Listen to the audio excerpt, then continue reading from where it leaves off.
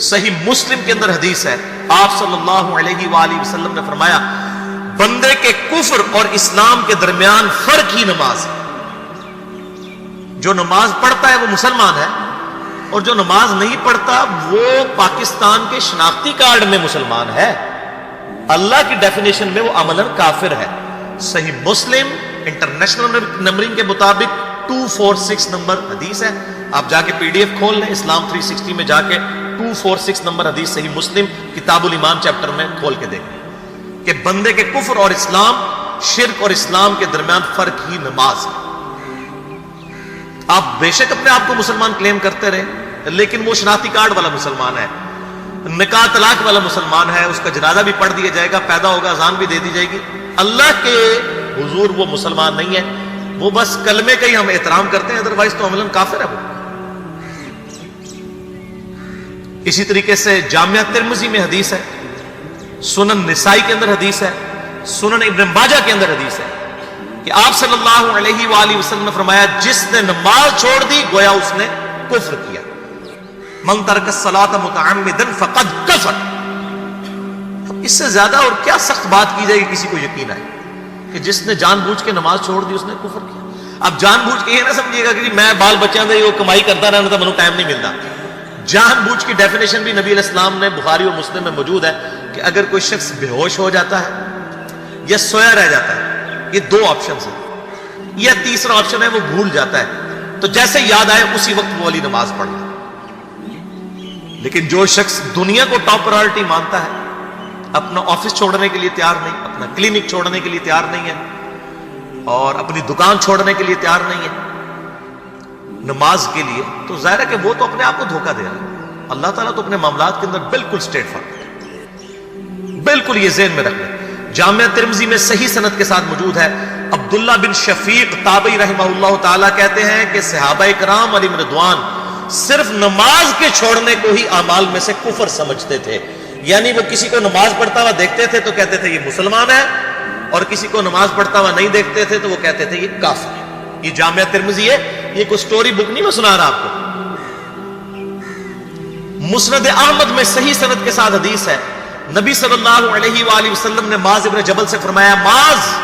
اللہ کے ساتھ کسی کو شریک نہ ٹھہرانا، خواہ تمہارے ٹکڑے ٹکڑے کر دیے جائیں، تمہیں سولی پہ چڑھا دیا جائے، تمہیں آگ میں جلا دیا جائے، اللہ کے ساتھ کسی کو شریک نہ ٹھہرانا، اور معاذ نماز بھی نہ چھوڑنا، کیونکہ جس نے نماز چھوڑ دی اللہ تعالیٰ کے ذمہ کرم سے وہ نکل گیا، اللہ کے حضور اس کے لیے کوئی حصہ نہیں ہے جس نے نماز چھوڑ دی۔ کتنا کرٹیکل ایشو ہے۔ اور اسی طریقے سے مسند احمد میں ہی ایک اور حدیث ہے کہ آپ صلی اللہ علیہ وآلہ وسلم نے فرمایا جس شخص نے اپنی زندگی میں نماز کی حفاظت کی، قیامت والے دن وہ نماز اس کے لیے نور ہوگی، نجات ہوگی، اور اس کے حق میں دلیل ہوگی، اور جس نے نمازوں کی حفاظت نہیں کی اس کے لیے قیامت والے دن کوئی نجات، کوئی نور اور کوئی دلیل نہیں ہوگی، الٹا اس کا حشر قارون، فرعون اور ابی ابن خلف کے ساتھ ہوگا، والعیاذ باللہ تعالی۔ یہاں تو ہم کہہ دیتے ہیں یا اللہ جو کچھ بھی ہے تیرے محبوب کی امت سے ہے، یعنی یا اللہ ہم نے تو اپنی اصلاح کوئی نہیں کرنی، ہمیں اسی طریقے سے ہی قبول کر لیں، والعیاذ باللہ تعالی۔ اور کچھ ویسے علماء کا بھی اس میں بڑا برا کردار ہے کہ انہوں نے نماز کو بھی اتنا مشکل فرض بنا کے پیش کیا ہے کہ ایک عام آدمی کے لیے، اور جو دنیاوی معاملات کے اندر بھی انوالو ہے، اور کسی ایسی عورت کے لیے جس کے کئی بچے ہیں، مطلب اس روٹین کے اندر اس نماز کو مینج کرنا مشکل ہوتا ہے۔ ہمیں تو عشاء کی صرف 17 رکعتیں بتا دی گئی ہیں، حالانکہ 24 گھنٹے کے اندر ٹوٹل نماز کی رکعتیں 17 ہیں جن کی اکاؤنٹیبلٹی ہے۔ اور میں یہ بڑے وثوق کے ساتھ ایک ذمہ دار مبلغ کی حیثیت سے یہ بات کر رہا ہوں۔ آپ صحیح بخاری اور صحیح مسلم کھول کے دیکھ لیں، فرض نمازوں کی تعداد جو ہے وہ 5 آئی ہے، اور ان کی رکعتوں کی تعداد بھی بیان ہو گئی ہے۔ فجر کے 2 فرض، ظہر کے 4 فرض، عصر کے 4، مغرب کے 3 اور عشاء کے 4، اور سفر میں سارے 2 فرض ہیں، مغرب کے 3، یہ ٹوٹل 17 رکھتے ہیں جن کی اکاؤنٹیبلٹی ہے۔ باقی جنہ گڑ پاؤ گے اتنا میٹھا، وہ ساری نفلی عبادت ہے۔ وہ بخاری اور مسلم دونوں میں حدیث ہے، جس نے فرض کے علاوہ 12 رکعتوں میں استقامت کی، اور وہ 12 رکعتیں آپ صلی اللہ علیہ وآلہ وسلم نے پڑھ کے بھی بتائیں، اور امہات المومنین میں سے سیدہ عائشہ نے، سیدہ ام سلمہ نے، سیدہ ام حبیبہ رضی اللہ عنہن نے روایت بھی کی کہ 2 فجر سے پہلے، 4 ظہر سے پہلے، 2 ظہر کے بعد، 2 مغرب کے بعد، 2 عشاء کے بعد، یہ 12 سنت مؤکدہ، جس نے یہ پڑھی اسے جنت میں محل ملے گا۔ اگر کوئی نہیں پڑھتا تو گناہگاری والا معاملہ کوئی نہیں ہے۔ اسی طریقے سے اس کے علاوہ ایک اور وتر کی نماز ہے جو سنت مؤکدہ ہے، وہ سیدنا مولا علی رضی اللہ تعالیٰ عنہ علیہ السلام کا قول ہے کہ وتر سنت ہے، سنت ہے، سنت ہے، مگر اسے مت چھوڑو۔ ہے سنت ہے لیکن تاکیدی ہے۔ آپ صلی اللہ علیہ وآلہ وسلم نے سفر میں بھی وتر اور فجر کی 2 سنتیں پڑھی ہیں، لیکن یہ صرف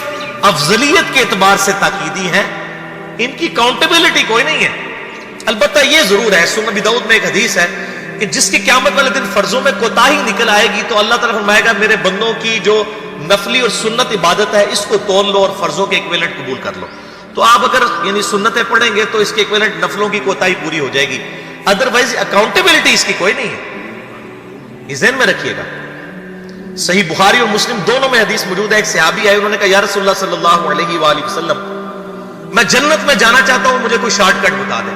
آپ صلی اللہ علیہ وآلہ وسلم نے فرمایا اسلام لانے کے بعد نماز، فرض نماز کو قائم رکھ، پھر فرمایا فرض زکوٰۃ ادا کر، فرض روزے دے، روزے جو ہیں وہ ان کو ادا کر اور روزے رکھ۔ حج اس وقت فرض نہیں ہوا تھا، وہ زندگی میں ایک بار ہے۔ تو اس نے کہا یا رسول اللہ صلی اللہ علیہ وآلہ وسلم جتنا آپ نے مجھے بتایا نہ میں اس میں ایڈ کروں گا نہ اس میں سے کوئی چیز مائنس کروں گا، اور یہ کہہ کے وہ چلا گیا۔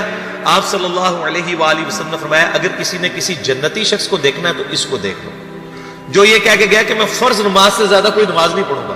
صرف فرض روزہ ہی رکھوں گا، فرض زکوٰۃ ہی دوں گا۔ اب روزہ اور زکوٰۃ میں تو ہمارے علماء کو اور عام پبلک کو بھی جو دیندار لوگ ہیں ان کو ہضم ہوتی ہے کہ کوئی شخص یہ نہیں کہتا کہ بھئی پیر اور جمعرات کا روزہ، صحیح مسلم میں حدیث ہے کہ آپ صلی اللہ علیہ وآلہ وسلم کے نفلی روزوں کی یہ روٹین تھی۔ کوئی آپ کو یہ نہیں کہے گا کہ جس نے جمعرات اور پیر کا روزہ نہ رکھا اس کے رمضان کے روزے ہی قبول نہیں ہوں گے، کوئی کہتا ہے؟ کیونکہ ان کو پتہ وہ نفلی ہے۔ اسی طریقے سے زکوٰۃ تو صرف 2.5% ہے نا، باقی تو نفلی صدقات ہیں جتنے مرضی دیں۔ کوئی شخص نہیں کہتا کہ نفلی صدقہ نہ دیا تو آپ کی زکوٰۃ بھی قبول نہیں ہوگی، الٹا یہ کہتے ہیں وہ بس جی زکوٰۃ دے لو تو باقی سارا مال پاک ہے۔